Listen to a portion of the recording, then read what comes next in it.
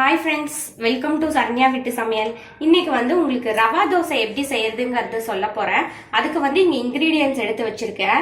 என்னென்னன்னு பாத்தீங்கன்னா இங்க வந்து வெள்ளை ரவா வந்து எடுத்து வச்சிருக்கேன். இந்த டம்ளர் வந்து ஒரு 200 கிராம் டம்ளர். இந்த டம்ளர்ல வந்து ஒரு 1.5 டம்ளர் எடுத்து வச்சிருக்கேன். அதே அளவுல வந்து அரிசி மாவும் எடுத்து வச்சிருக்கேன். அரிசி மாவும் 1.5 டம்ளர் எடுத்து வச்சிருக்கேன். இங்க வந்து மைதா மாவு வந்து 1/4 டம்ளர் எடுத்து வச்சிருக்கேன். வந்து தயிர் எடுத்து வச்சிருக்கேன். இங்க வந்து குருமிளகு வந்து ஒரு 10 குருமிளகு பக்கம் தட்டி வச்சிருக்கேன். ஒரு 1.5 ஸ்பூன் ஜீரகம் எடுத்து வச்சிருக்கேன். முந்திரி பருப்பு 2 உடைச்சு வச்சிருக்கேன். கருவேப்பிலை, கொத்தமல்லி, இஞ்சி வந்து துருவி வச்சிருக்கேன். உப்பு தேவையான அளவு, தண்ணி தேவையான அளவு. இப்ப வந்து வாங்க இது எப்படி செய்யறதுங்கிறது பார்க்கலாம். இப்ப வந்து ஒரு பவுல் எடுத்திருக்கேன்.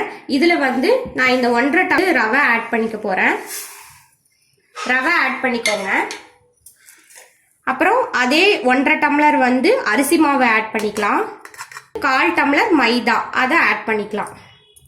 குருமிளகு வந்து நம்ம உடைச்சு போட்டுக்கலாம். இப்படியே போட்டோம் அப்படின்னா வந்து அதை அப்படியே எடுத்து வச்சிருவாங்க. இப்படியே நம்ம நுணுக்கி போட்டோம் அப்படின்னா கண்டிப்பா அதை சாப்பிட்டுருவாங்க. வீட்டுல குழந்தைங்க இருந்தா கண்டிப்பா இதை வந்து நுணுக்கி ஆட் பண்ணிக்கோங்க. இது சாப்பிட்றது ரொம்ப நல்லதும் கூட. அப்படியே அப்புறம் ஜீரகம் வந்து ஆட் பண்ணிக்கலாம். இந்த முந்திரி வந்து நெய்யில வந்து வறுத்து நம்ம ஆட் பண்ணிக்க போறோம். முந்திரி வந்து நல்லா நெய்யில வந்து நல்லா வறுத்துக்கலாம். இந்த கோல்டன் ப்ரௌன் வந்துருச்சு. இப்ப ஸ்டவ் ஆஃப் பண்ணிடலாம். இப்ப இதை வந்து அப்படியே ஆட் பண்ணிடலாம்.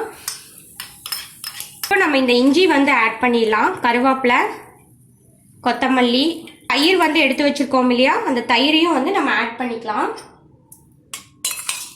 உப்பு வந்து நம்ம ஆட் பண்ணிக்கலாம். இப்போ நல்லா இதை வந்து தண்ணி ஊற்றி நல்லா வந்து மிக்ஸ் பண்ணிக்கோங்க. இப்போ நான் வந்து மாவெல்லாம் ஒன்று சேர நல்லா கலந்துட்டேன். நான் வந்து பச்சை மிளகா ஆட் பண்ணல. நான் வந்து குருமிளகு தான் நுணுக்கி போட்டிருக்கேன். பச்சை மிளகா வேணும்னா நீங்கள் வந்து ஆட் பண்ணிக்கலாம். குருமிளகோட காரமே இதுக்கு போதுமானது. நான் ரவா தோசைக்கு வந்து நல்லா தண்ணி வந்து நிறைய ஊற்றிக்கணும் மாவுக்கு. ஏன்னா அது நல்லா தண்ணியாக இருந்தால் தான் ஊற்றுறப்போ வந்து உங்களுக்கு அந்த பபிள்ஸாக வந்து நல்லா வரும். அதனால் மாவு வந்து நல்லா தண்ணி கன்சிஸ்டன்சியில் நல்லா பண்ணிக்கோங்க. இப்போ நல்லா இந்த மாதிரி நல்லா கலந்துக்கோங்க. தண்ணி இதுக்கு இன்னுமே ஆட் பண்ணணும். பாருங்கள், நான் இந்த கப்பில் வந்து ஒரு 3 கப் தண்ணி வந்து நான் ஆட் பண்ணியிருக்கேன். நல்லா இந்த மாதிரி கலந்தாச்சு. ரவா தோசைக்கும் நம்ம வந்து இதை வந்து புளிக்க வைக்கணுங்கிறதெல்லாம் இல்லை. இதை நல்லா கலந்து வச்சுட்டு ஒரு 1/4 மணி நேரம் கழித்து நம்ம தோசை ஊற்ற ஆரம்பிக்கலாம். ஏன்னா நம்ம இதில் வந்து தயிரை ஆட் பண்ணியிருக்கோம். நல்லா இந்த மாதிரி கலந்து விட்டாச்சு. இப்போ இது கொஞ்ச நேரம் வந்து இப்படியே இருக்கட்டும். ஒரு 15 நிமிஷம் வந்து இது அப்படியே இருக்கட்டும். வந்து மாவு கலக்கி வச்சு ஒரு 15 நிமிஷம் ஆயிடுச்சு. பாருங்க, இந்த அளவுக்கு கொஞ்சம் கெட்டியா இருக்கு மாவு. இப்போ இன்னும் கூட நம்ம வந்து இதுல தண்ணி ஆட் பண்ணிக்கலாம். நான் இன்னும் இதுல ஒரு 1/2 கப் போல தண்ணி ஆட் பண்றேன். பாருங்க, இந்த அளவுக்கு நல்லா தண்ணியா இருக்கணும் மாவு.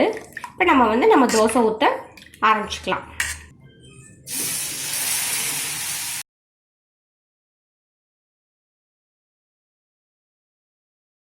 மாவு வந்து ஒவ்வொரு தடவையும் கலக்கி விட்டு ஊற்றுங்க. இதை வந்து மூடி வச்சிடலாம். ஊற்றிக்கலாம். நெய் ஊற்றி சுட்டா இன்னும் நல்லா சூப்பராக இருக்கும். ஆப்ஷனல் தான், நெய் வேணா நீங்கள் ஊற்றிக்கலாம். இது வந்து நம்ம மூடி வைக்கிறதுனால நம்ம திருப்பி போடணுங்கிற அவசியம் இல்லை. நல்லா கோல்டன் ப்ரௌன் வர வரைக்கும் நல்லா வெட்டுக்கலாம். பாருங்க, அந்த தோசையோடதெல்லாம் அப்படியே நல்லா முருகலாக வருது. ஓரத்துல எல்லாம் நடுவுலேயே நல்லா முருகலாக இருக்கு.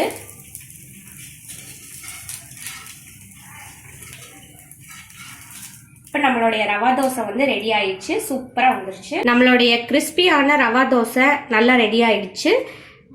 இது மாதிரி நீங்கள் செஞ்சு பார்த்து ட்ரை பண்ணிவிட்டு எப்படி இருக்குன்னு உங்கள் ஃபீட்பேக்ஸ், கமெண்ட்ஸ் என் கூட ஷேர் பண்ணுங்கள். என் சேனலை சப்ஸ்கிரைப் பண்ணிக்கோங்க. கண்டிப்பாக எனக்கு ஃபீட்பேக் சொல்லுங்கள். தேங்க்யூ.